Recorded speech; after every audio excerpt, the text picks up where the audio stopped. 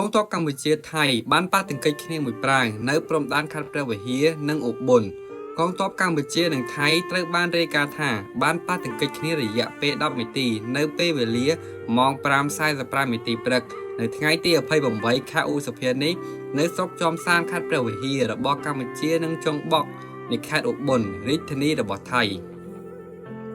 យោងតាមសម្ដីឧត្តមសេនីយ៍តូម៉ៅផល្លាអ្នកនាំពាក្យកងទ័ពជើងគោកដែលបានលើកឡើងថាការប៉ះទង្គិចរយៈពេលខ្លីគឺមានមែនហើយភាគីថៃជាអ្នកផ្ដើមផ្ទុះអាវុធមុនគេ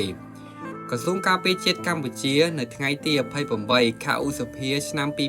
2025នេះបានចេញសេចក្តីប្រកាសព័ត៌មានអំពីហេតុការណ៍ប៉ះទង្គិចគ្នាមួយរយៈពេលខ្លីរវាងកងទ័ពកម្ពុជានិងថៃ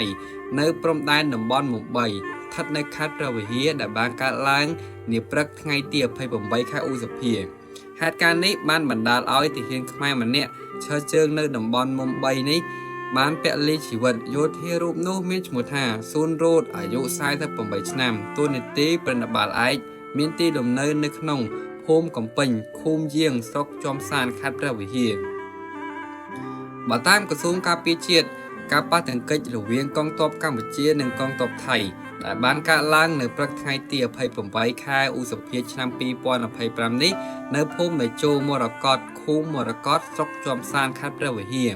ដោយកងទ័ពថៃបានធ្វើការបាញ់ប្រហារមុនមកលើលានដ្ឋានដែលជាទីតាំងឈរជើងរបស់កងទ័ពកម្ពុជាជាយូរលង់ណាស់មកហើយបណ្ដាលឲ្យបាត់បង់ជីវិតកងទ័ពកម្ពុជាម្នាក់